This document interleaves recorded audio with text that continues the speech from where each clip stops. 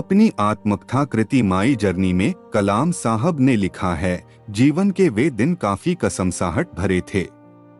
एक तरफ विदेशों में शानदार कैरियर था तो दूसरी तरफ देश सेवा का आदर्श।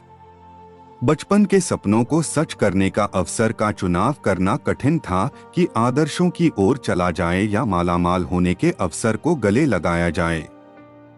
लेकिन अंततः मैंने तय किया कि पैसों के लिए विदेश नहीं जाऊंगा, कैरियर की परवाह के लिए देश सेवा का अवसर नहीं गंवारूंगा। इस तरह 1958 में मैं DRD और defence research and development organisation से जुड़ गया। डॉक्टर कलाम की पहली तैनाती DRDO के हैदराबाद केंद्र में हुई। 5 सालों तक वे यहां पर महत्वपूर्ण अनुसंधानों में सहायक रहे। उन्हीं दिनों चीन ने भारत पर हमला कर दिया। 1962 के इस युद्ध में भारत को करारी हार की शिकस्त झेलनी पड़ी। युद्ध के तुरंत बाद निर्णय लिया गया कि देश की सामरिक शक्ति को नए हथियारों से सुसज्जित किया जाए। अनेक योजनाएं बनी जिनके जनक डॉ कलाम थे, लेकिन 1963 में उनका हैदराबाद से त्रिवेंद्रम तबादला कर दिया गया। उनका यह तबादला विक्रम स्पेस रिसर्च सेंटर में हुआ, जो कि दूसरों इंडियन स्पेस रिसर्च ऑर्गेनाइजेशन का सहयोगी संस्थान था। डॉ कलाम ने 1980 तक इस केंद्र में काम किया। अपने इस लंबे सेवा काल में उन्होंने देश को अंतरिक्ष विज्ञान के क्षेत्र में महत्वपूर्ण मुकाम तक पहुंचाया। पूर्व राष्ट्रपति और missile man APJ Abdul Kalam यूं ही अचानक सबको छोड़कर अनंत यात्रा पर विदा हो गए। दिल का दौरा पड़ने से 83 साल के डॉक्टर कलाम का सोमवार शाम निधन हो गया। इस खबर ने पूरे देश को गम में डुबो दिया, तो साथ ही आम लोगों के बेहद करीब इस शख्स से जुड़ी हर याद ताजा हो गई। आइए जानते हैं अब्दुल कलाम साहब के उन अनमोल वचनों के बारे में। भारत में बुनियादी विज्ञान के लिए पर्याप्त धन नहीं है। हमें एक बड़े पैमाने पर निवेश करना है और मैं इस विचार पर जोर दे रहा हूं। जब मैं राष्ट्रपति बना, मैंने संविधान का अध्ययन किया और मैंने जितना अधिक अध्ययन किया उतना ही मुझे महसूस हुआ कि ये भारत के राष्ट्रपति को देश को एक विजन देने से नहीं रोकता।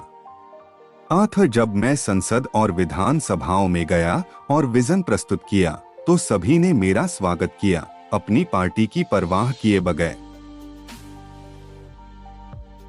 बहुत सी ऐसी महिलाएं हैं जो समाज में भारी परिवर्तन लेकर आई हैं। राष्ट्रपति के तौर पे एक बेहद कठिन काम जो मेरे पास था वो था अदालतों द्वारा दिए गए मृत्यु दंड की पुष्टि करना। मुझे समुद्र से प्यार है। युवाओं को जॉब सीकर्स से जॉब जनरेटर्स बनने के लिए सक्षम बनाना होगा। मैं 18 मिलियन यूथ से मिला हूं और हर एक यूनिक बनना चाहता है। मैं एक बिना पढ़े लिखे परिवार का वंचित बच्चा था, फिर भी मेरे पास महान शिक्षकों के सानिध्य में रहने का फायदा था। अंततः वास्तविक अर्थों में शिक्षा सत्य की खोज है। यह ज्ञान और आत्मज्ञान से होकर गुजरने वाली एक अनथीन यात्रा है। किसी भी मिशन की सफलता के लिए रचनात्मक नेतृत्व आवश्यक है। एंटीबायोटिक दवाओं के व्यापक उपयोग एंटीबायोटिक प्रतिरोध के प्रसार को बढ़ावा देता है। एंटीबायोटिक दवाओं का स्मार्ट उपयोग इसके प्रसार को नियंत्रित करने के लिए महत्वपूर्ण है। भ्रष्टाचार जैसी बुराइयां कहां से पनपती हैं? ये कभी न खत्म होने वाले लालच से आती हैं।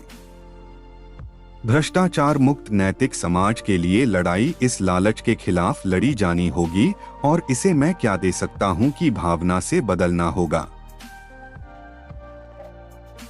मैं एक पायलट से अधिक और कुछ नहीं बनना चाहता था, लेकिन तकदीर का कुछ और ही प्लान था। छोटा लक्ष्य अपराध है। हमें ऑटोमोबाइल्स के लिए ऐसे इंजेक्शन सिस्टम डेवलप करके जो बायोफ्यूल से चल सकें, फॉसिल फ्यूल से छुटकारा पाना ही होगा। अद्वितीय बनने के लिए चुनौती है सबसे कठिन लड़ाई लड़ने की जो कोई सोच सकता है, जब तक आप अपनी मंजिल तक पहुंच ना जाएं। कविता अपार खुशी या गहरे गम से निकलती है। मुझे पक्का यकीन है कि जब तक किसी ने नाकामयाबी की कड़वी गोली न चखी हो, वो कामयाबी के लिए पर्याप्त महत्वाकांक्षा नहीं रख सकता। ग्रामीण क्षमता के द्वारा नए बाजार बनाए जा सकते हैं जो रोजगार में वृद्धि कर सकते हैं। मैं घूमता हूं, जब तक मुझे गर्मागर्म सब्जी की डिश मिलती रहे, मैं ठीक हूं। ईश्वर हर जगह है। ऐसे और नए वीडियो देखने के लिए चैनल को सब्सक्राइब जरूर करें।